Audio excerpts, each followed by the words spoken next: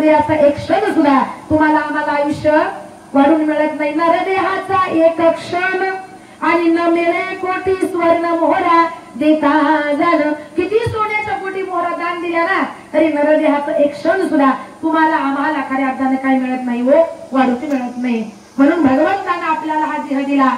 जोपर्यंत या देहाला आलो, या देहामध्ये जोपर्यंत देह आहे, या पुढील जोपर्यंत प्राण आहे, या शरीरामध्ये खऱ्या अर्थानं जोपर्यंत प्राण आहे तोपर्यंत इथं जन्माला येऊन सेवा खऱ्या अर्थानं कोणाची केली पाहिजे हो, आई वडिलांची केली पाहिजे. पण तुकोबराय म्हणतात माणसाचा एक स्वभाव आहे.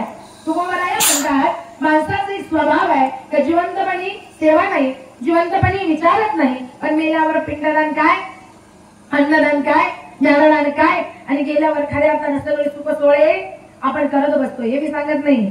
तुकोबरायांचं गोड प्रमाण आहे. भुके नाही अन्न मेल्यावरी पिंड दान, मेल्यावरी पिंड दान, मेल्यावरी पिंड दान. भुके आई अन्न मेल्यावरी पिंड दान, भुके नाही अन्न मेल्यावरी पिंड दान, मेल्यावरी पिंड दान, मेल्यावरी पिंड दान. तुकोबराय म्हणतात भुके नाही अन्न आणि मेल्यावरी पिंडदान. मेल्यावर पिंडदान काय, मेल्यावर अन्नदान काय, मेल्यावर ज्ञानदान काय, सगळे क्रिया कर्म खऱ्या अर्थानं आपण करत असतो. पण तुकोबराय म्हणतात जीवनामध्ये उद्धार करायचा असेल, तुम्हाला जीवनामध्ये मेवा मिळवायचा असेल तर तुम्हाला जीवनामध्ये काय करावी लागेल, सेवा करावी लागेल. आणि ज्यानं जीवनामध्ये सेवा केली त्याला जीवनामध्ये मेवा मिळाल्याशिवाय राहत नाही. म्हणून जीवनामध्ये महत्वाची आहे ती सेवा. मग तुम्ही आई बापाची करा, तुम्ही देवाचं भजन करा, तुम्ही संतांची संगत करा, पण जीवनामध्ये सेवेला काय आहे हो, खऱ्या अर्थानं फार किंमत आहे. ऐका ना, इथं जन्माला येऊन खऱ्या अर्थानं तुकोबराय म्हणा तुका म्हणे मग घडो त्यांची सेवा आणि परी माझा दैवा पार नाही. जीवनामध्ये सेवेला फार महत्व आहे. मग तुम्ही सेवा आई बापाची करा, तुम्ही सेवा भगवंताची करा, तुम्ही संगत संतांची करा, तुम्ही जीवनामध्ये सेवा करा, पण जीवनामध्ये जन्माला येऊन खऱ्या अर्थानं सेवा आपापल्या आई आणि बापाची केली पाहिजे. कारण देवाला माहितीये मी प्रत्येकाच्या घरी जाऊ शकत नाही, देवाला माहितीये मी रोज प्रत्येकाला दर्शन देऊ शकत नाही. म्हणून देवानं दोन देव तुमच्या माझ्या घरात निर्माण केलेत. एक म्हणजे माय आणि दुसरा म्हणजे बाप. रोज सकाळी उठलं ना, रोज सकाळी उठायचं आणि या दोन देवाचं दर्शन घ्यायचं. रोज सकाळी उठलं या दोन देवाचं दर्शन घेतलं ना, आयुष्यात तुम्हाला कुठल्याही देवा पुढे वाकायची गरज नाही. आहे का नाही? या दोन देवाचं दर्शन घ्या, आईचं दर्शन घ्या, बापाचं दर्शन घ्या आणि त्यांच्या पायाला एकदा का वाकलात का तुम्हाला जीवनामध्ये सुख, तुम्हाला जीवनामध्ये समाधान आणि तुम्हाला जीवनामध्ये शांती मिळाल्याशिवाय राहणार नाही. आणि आज प्रत्येकाला जीवनात काय पाहिजे, तुम्हाला सुखच पाहिजे. प्रत्येकाला वाटतं जीवनामध्ये मला समाधान हवंय, प्रत्येकाला वाटतं माझ्या जीवनामध्ये शांती राहावी. आपल्याला हवंय सुख, आपल्याला हवंय समाधान, आपल्याला हवी शांती. तुम्हाला जीवनामध्ये सुख, समाधान आणि शांती जर खऱ्या अर्थानं हवी असेल तर जीवनामध्ये सेवा ही आई बापाची करावी लागेल. रोज सकाळी उठले काही मंदिरात जायला वेळ, काही देवाचं दर्शन घ्यायला वेळ.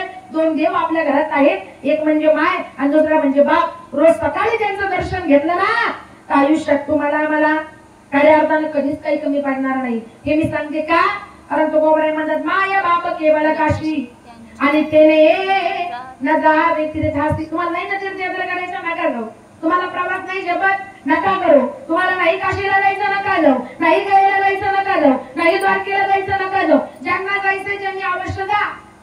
का? याला कारण आहे, जोपर्यंत हात पाय चालतात तोपर्यंत माणसाने काय करावं, काय करावं, खऱ्या अर्थानं चालावं. तोपर्यंत माणसाने काय करावा, तीर्थयात्रा कराव्या. पण एकदा का हात पाय थकले, जवळवरी सकळ सिद्ध आहे, हात चालावया पाये, तववरी तीर्थयात्रे जाया चुकू नको. जोपर्यंत हातपाय चालतात, शरीर साथ देते, तोपर्यंत माणसाने तीर्थयात्रा करा, दिंड्या करा, वाऱ्या करा, तुम्हाला जे करता येईल ते करा. पण ज्या दिवशी तुम्ही आम्ही थकलो, तुम्हाला आम्हाला पाऊले पण टाकता येणार नाही. काही काहींना लवकरच प्रवासही खऱ्या अर्थानं झेपत नाही. बाबा त्यांना कुठेही जायची गरज नाही, फक्त जीवनामध्ये सेवा करत बसले आपल्या आई बापाची करा. कारण जो जन्माला येऊन आई बापाची सेवा करत नाही त्याच्या इतका मूर्ख या दुनियेमध्ये कुणी नाही, असं मी सांगत नाही. ज्ञानेश्वर महाराज ज्ञानेश्वरीमध्ये खऱ्या अर्थानं वर्णन करतात. घरी माता पितरा धडबोली नाही संसारा, एर विश्वभरी आदरा मूर्खो जैसा. जो जन्माला येऊन आई बाबाची सेवा करत नाही त्याच्या इतका मूर्ख या जगामध्ये कुणी नाही. त्याला माऊली सुद्धा मूर्ख म्हणतात. म्हणून तुम्हाला जीवनामध्ये मूर्ख बनायचं नसेल, मूर्ख म्हणावं असं कुणी वाटत नसेल तर माऊली सुद्धा म्हणतात जीवनामध्ये जन्माला येऊन सेवा ही खऱ्या अर्थानं आई आणि बापाची जीवनामध्ये या ठिकाणी केलीच पाहिजे. यामध्ये खऱ्या अर्थानं शंकाच नाही. कारण आई म्हणजे खऱ्या अर्थानं सगळ्यात मोठा देव आहे. आपण म्हणतो, आपली भारतीय संस्कृती सुद्धा म्हणते मातृदेवो भव, पितृदेवो भव, आचार्य देवो भव, अतिथी देवो भव म्हणणारी आपली भारतीय संस्कृती आहे. आणि त्यामध्ये पहिला नंबर कोणाचा आहे? कोणाचा आहे? मातृदेवो भव. आईला देव माना, मग पितृदेवो भव, मग आचार्य देवो भव आणि मग अतिथी देवो भव. आईला आणि बापाला देव मानणारी खऱ्या अर्थानं आपली भारतीय संस्कृती आहे. आणि त्यामध्ये पहिला नंबर कोणाचा आहे? कोणाचा आहे? आपल्या आईचा आहे. जर पहिला नंबर जर आईचा असेल तर खऱ्या अर्थानं जन्माला येऊन सेवा ही कोणाची केली पाहिजे? आई बापाचीच केली पाहिजे का नाही? घर बसल्या देव आहे आणि आपण इकडं तिकडं खऱ्या अर्थानं जगामध्ये खऱ्या अर्थानं फिरत असतो. ऐका नाही, तुझं आहे तुझं पाशी परी तू जागा चुकलाशी. म्हणजे सगळं आपल्या जवळ असून सुद्धा आपण इकडे तिकडे या जगामध्ये विश्वामध्ये खऱ्या अर्थानं हिंडत असतो, फिरत असतो. म्हणून संत म्हणतात तुझं आहे तुझं पाशी परी तू जागा चुकलाशी. तुम्हालाही मरायचंय, मलाही मरायचंय. मी अमर पाटा घेऊन आले नाही आणि तुम्ही महिला मंडळ अमर पाटा घेऊन कोणी आलेले. तुम्हालाही मरायचंय, मलाही मरायचंय. पण ज्या दिवशी तुमच्या माझ्या मागेरातली माई जाईल, ज्या दिवशी तुमच्या माझ्या जीवनातली आई जाईल, त्या दिवशी आपल्याकडे रडल्याशिवाय पर्याय नाही. मला सांगा, या जगातला श्रीमंत कोण आहे? या जगातला गरीब कोण आहे? कोण आहे जगातला श्रीमंत? कोण आहे? आपण म्हणतो श्रीमंताची व्याख्या म्हणजे राहिला बंगला, राहिला चार चाकी गाडी, सेवेला नोकर चाकर, त्याला आपण म्हणतो जीवनामध्ये श्रीमंत. आपल्या दृष्टीने श्रीमंत म्हणजे फक्त बंगले, गाड्या, माड्या, पैसा, अडका, इस्टेट, प्रॉपर्टी, संपत्ती, त्याला आपण म्हणतो जीवनामध्ये श्रीमंत. पण माझ्या दृष्टीने राहिला बंगला, फिरायला चारचाकी गाडी, सेवेला नोकर चाकर, तो या जगातला श्रीमंत नाही. तर या जगातला श्रीमंत तो आहे, या जगातला श्रीमंत तो आहे ज्याच्या पाठीवर डोक्यावर आई आणि बापाचा आशीर्वाद आहे, ज्याच्या घरामध्ये माय आणि बाप हयात आहे, ज्याच्या पाठीवर डोक्यावर आई बापाचा आशीर्वाद आहे. हे सांगू, त्याच्या इतका श्रीमंत या जगाच्या पाठीवर कोणी नाही. त्याच्या इतका श्रीमंत या जगाच्या पाठीवर कोणी नाही. आणि ज्याच्या जीवनातली आई गेली, ज्याच्या जीवनातली माई गेली, बार काही नाही का, ज्याच्या जीवनातली आई गेली आणि ज्याच्या जीवनातली माई गेली, त्याला काय म्हटलं जीवनामध्ये? काय म्हटलं जीवनामध्ये? भिकारी म्हटलं. भिकारी काय म्हटलं? स्वामी तिन्ही जगाचा आई विना भिकारी, स्वामी तिन्ही जगाचा आई विना भिकारी, आईची माया जगाला कधीच कळली नाही, आईची माया जगाला कधीच कळली नाही. सोडून गेली आई वनवासाला, ओ कोण वागविल तुझ्या या बाळाला, ओ आई कशाला सोडून गेली सग स्वर्गाला, ओ कोण वागविल तुझ्या या बाळाला. ज्याच्या जीवनात आई बाप आहे त्याच्या इतका श्रीमंत कोणी नाही. ज्याच्या जीवनातली बाई गेली त्याला जीवनामध्ये काय म्हटलं? भिकारी म्हटलं. भिकारी. तेव्हा तुम्ही ठरवा खरा श्रीमंत कोण आहे आणि खरा भिकारी कोण आहे. ही व्याख्या आपल्याला समोर दिसते. आपल्या दृष्टीनं फक्त बंगले, गाड्या, माड्या म्हणजे श्रीमंती. आणि महिला मंडळ आपल्या जीवनामध्ये आनंद तोपर्यंत आहे का जोपर्यंत आपल्या माहेरात माय आहे, आपल्या माहेरामध्ये जोपर्यंत आई आहे तोपर्यंत माहेरामध्ये आनंद आहे. आणि मुलीला सासरी एखादी गोष्ट जरी कमी पडली ना तरी आई मला हे नाही ग, आई मला ते नाही ग. आणि एक फोन आईला करून सांगा, तुमच्यासाठी रुपया रुपया जमा करून ठेवणारे जर कोण असेल तर तिचं नाव म्हणजे माय. सासरी आपल्याला त्रास झाला, सासरी आपल्याला जात झाला आहे की नाही, तर खऱ्या अर्थानं लेकीची व्यथा ऐकणारी जर कोण असेल तर तिचं नाव म्हणजे खऱ्या अर्थानं माय आणि बाप आहे. आणि मुलीला आपलं दुःख कधी कुणाला सांगता येत नाही.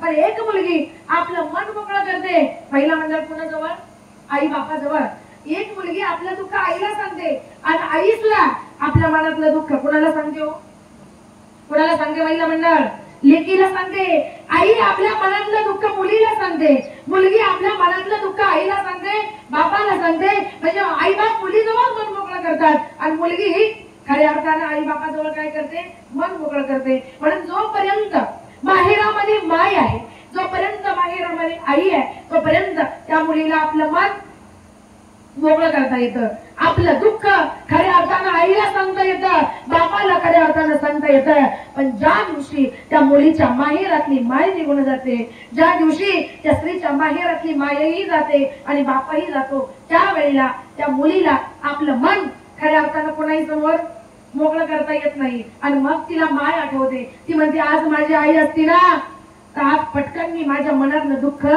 खऱ्या अर्थानं बोलून टाकलं असतं पण माय गेल्यानंतर आपलं दुःख ऐकणारी व्यक्ती बाप गेल्यानंतर आपलं महिला मंडळ दुःख ऐकणारी व्यक्ती त्या जगामध्ये उरत नाही या विश्वामध्ये खऱ्या अर्थानं उरत नाही त्यावेळेला त्या मुलीला आठवण येते कुणाची हो कुणाची येते आई तुझ्या मूर्ती वाणी या जगात मूर्ती नाही अनमोल जन्म दिला गाई तुझे उपकार फिटणार नाही बालपणी खेळत खेळत ओ तुझे वाटार अमृताहुनी गोडा पाजीला तू बाणा तुझ्या या उपकाराची कधी जाणीव झाली नाही अनमोल जन्म दिला गाई तुझे उपकार फिटणार नाही शाळेतून घरी आई उशीर बजला होई गल्ल गल्ली पाहत फिरे मला तुझं इथपर्यंत आपल्याला आणलं त्यांचं नाव म्हणजे माय आणि बाप हाडाचे तू काळ करोनी केले रक्ताचे पाणी तुझ्या सारखे ग कष्ट नाही केले कोणी तुझ्या सारखे ग कष्ट नाही केले कोणी तुझ्या या प्रेमाची कधी जाणीव झाली नाही अनमोल जन्म दिला गाई तुझे उपकार फिटणार नाही आई तुझ्या मूर्ती वाणी या जगात मूर्ती नाही अनमोल जन्म दिला गाई तुझे उपकार फिटणार नाही हाडाचे काढ करणारी रक्ताचं पाणी करणारी जीवनामध्ये माय असते आणि आईची किंमत जोपर्यंत आपलं लग्न होत नाही तोपर्यंत कळतच नाही जोपर्यंत मुलगी माहेरात आहे तोपर्यंत आई म्हणजे काय आणि बाप म्हणजे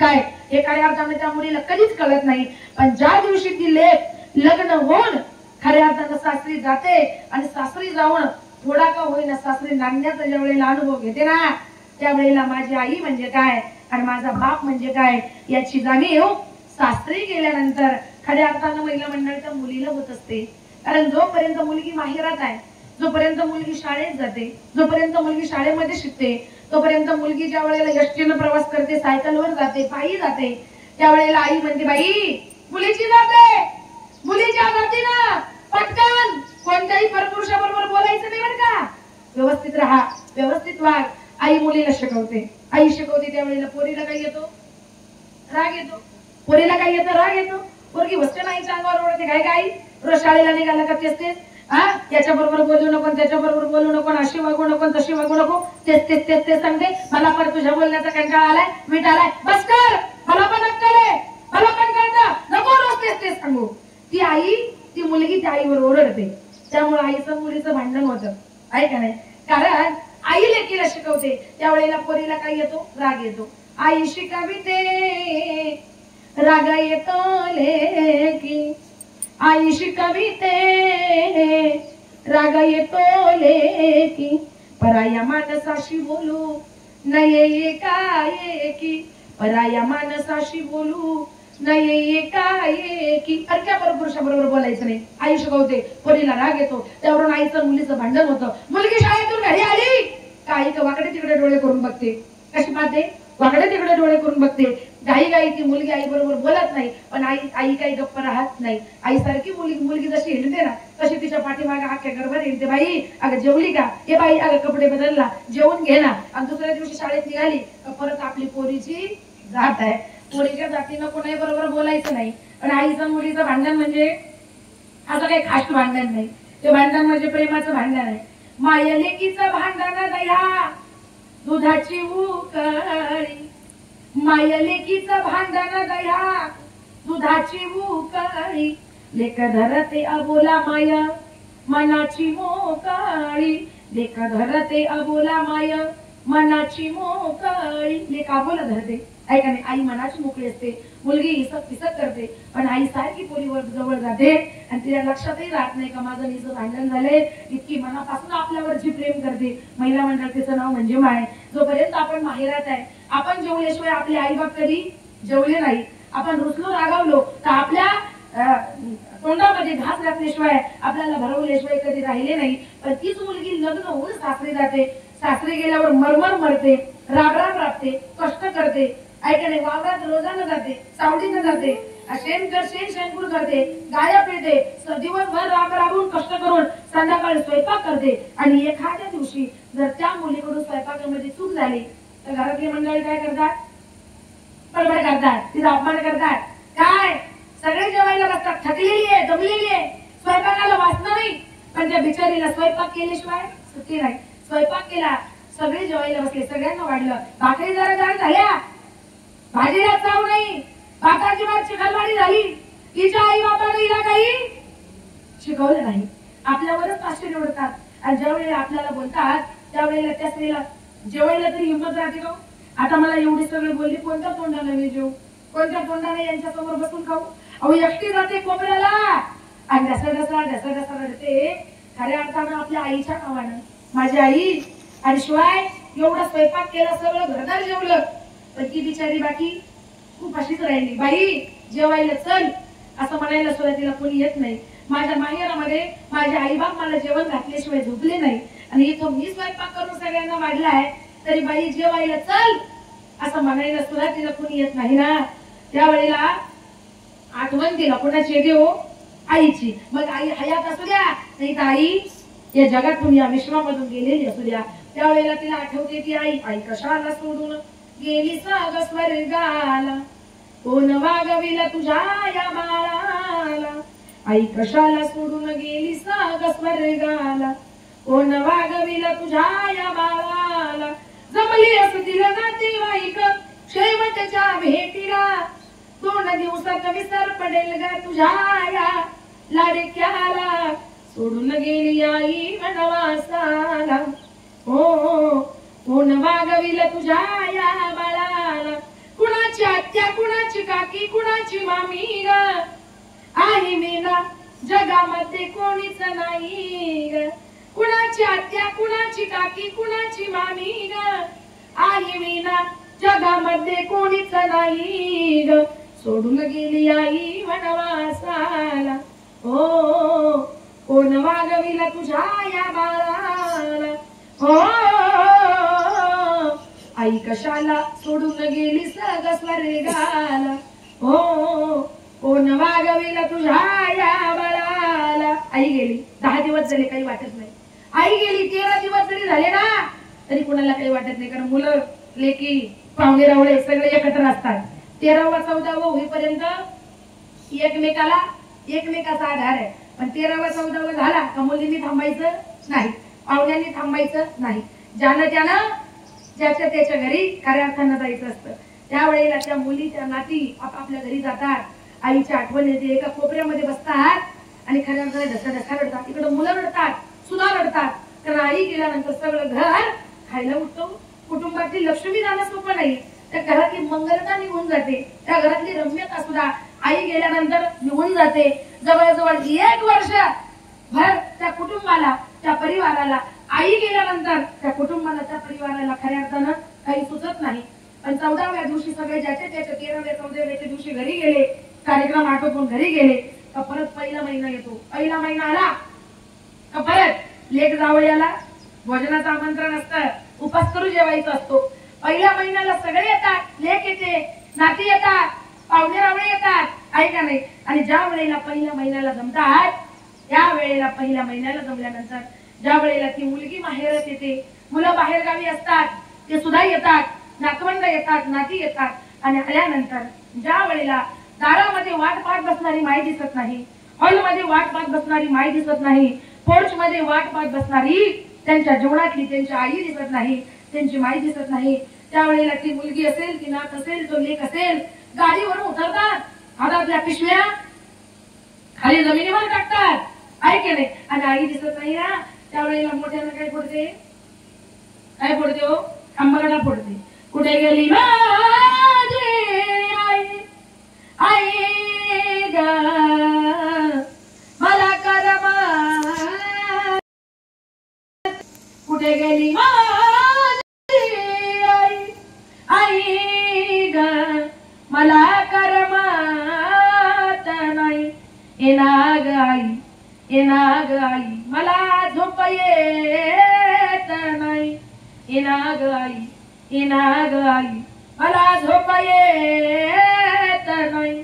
9 महिने 9 दिवस गर्भामध्ये तू वाढविले, बोट धरून आई ग तू मला चालायला शिकविले. रडू आलं आई, रडू आलं आई, कोणा गाईल गाई, कोणा गाईल गाई, कुठे गेली माझी आई, आई ग मला करमत नाही, येनाग आई, येनाग आई मला झोप येत नाही, येनाग आई, येनाग आई मला झोप येत नाही. कळते आई हयात आहे तोपर्यंत तिची किंमत कळत नाही, आणि गेल्यानंतर आपल्याकडे रडल्याशिवाय पर्याय नाही. म्हणून माझं एकच म्हणणं आहे, तुकोबरे म्हणतात तुमच्या जीवावर जरी आलं ना आई बाबाची सेवा करायची तरी पर्याय नाही, सेवा कोणाची करावी लागेल, तुका म्हणे करा सेवा, आली जीवावरी तरी, आली जीवावरी तरी, आली जीवावरी तरी, तुका म्हणे करा सेवा, आली जीवावरी तरी, तुका म्हणे करा सेवा, आली जीवावरी तरी. तुकोबरे म्हणतात तुमच्या जीवावर आलं तरी पर्याय नाही, सेवा करावी लागेल कोणाची, आई आणि बापाची, त्यांच्या कष्टाची जाणीव खऱ्या अर्थानं आपल्याला व्हायला लागेल. आजचा कायदा आहे हम दो हमारे दो, बोला आजचा कायदा काय आहे, हम दो हमारे दो. लोक 2 लाही कंटाळले, किती वर आले, 1 वर आले, 2 ला सुद्धा कंटाळले, किती वर आले, 1 वर आले. आणि त्या काळात आई बापाला किती मुलं होते, 10 10 12 12, 1 1 डझन, 5 5 6 6 7 7 8 8 12 12 मुलांचा प्रपंच संसार माझ्या आई बापाने केला, केला की नाही. काढीची तक्रार नाही, शेतीला पाणी नाही, वावरात काही पिकत नाही, 1 रुपयाचं उत्पन्न नाही, तरी सुद्धा 12 12 मुलं सांभाळले कसे. आणि आपल्याला 2 सुद्धा सांभाळायचे उजव येतात, आणि आता हम दो हमारे दो वरून 1 वर आलोय आपण. याचा जरा विचार करा, 2 सांभाळणं सुद्धा आपल्याला सोपं वाटत नाही, बरोबर आहे ना. 2 सांभाळणं सुद्धा आपल्याला खऱ्या अर्थानं सोपं वाटत नाही. मग त्या काळात आई बापाने कसे सांभाळले असतील. आता शेती, पाणी, वाडी, नोकरी, ऐका नाही, काम आहे, रोजगार आहे, धंदे, व्यवसाय, काही ना काही आपल्याकडे सोर्स आहे. त्या काळात आई बाबाकडे होतं काय, काय होतं, शेतीलाही पाणी नव्हतं, वावरात काही पिकत नव्हतं, रोजगाराने जायचं, आणि जेवढं कमवायचं तेवढं पोराच्या पोटाला घालायचं, ऐका नाही. पण हे घालत असताना मुलं एवढे होते तर आई बाबाच्या पोटाला कधी भाकरी मिळत नव्हती, हो कधीच मिळत नव्हती आई बाबाच्या पोटाला भाकर. एवढी कठीण परिस्थिती होती, एवढी कठीण खऱ्या अर्थानं परिस्थिती होती, आई बापाच्या पोटाला भाकर सुद्धा मिळत नव्हती. ते स्वतः उपाशी राहिले, तुमच्या पोटाला खायला घातले, स्वतः अनवाणी पायाला चालले, बिना चपलेचे राहिले, तुमच्या पायाला चप्पल दिली, स्वतः खिळा लावून कपडे घातले, तुमच्या अंगाला चांगले कपडे त्याने घालायला दिले. एवढे कष्ट ज्यांनी आपल्यासाठी केले बाबा, त्यांचं नाव म्हणजे माय आणि बाप. पण वाईट एका गोष्टीचं वाटतं मला, एक आई बाप किती पोरं सांभाळतात, 10 काय 12 12 सांभाळले, 5 5 सांभाळले, 7 7 8 8 सांभाळले, पण एवढ्या पोरांना मिळून, काय म्हणजे मी, एवढ्या पोरांना मिळून एक माय आणि एक बापच सांभाळता येत नाही. हे कलियुगातलं सगळ्यात मोठं दुःख आहे का नाही, सगळ्यात मोठं दुर्दैव आहे का नाही. आई बाप किती सांभाळतात हो, पण एवढे मिळून एक आई बाप सांभाळायला सुद्धा जड होतात. हे कलियुगातलं सगळ्यात मोठं दुःख आहे बाबा, सगळ्यात मोठं दुर्दैव आहे. म्हणून चांगलं जीवन खऱ्या अर्थानं जगा. सेवा जीवनामध्ये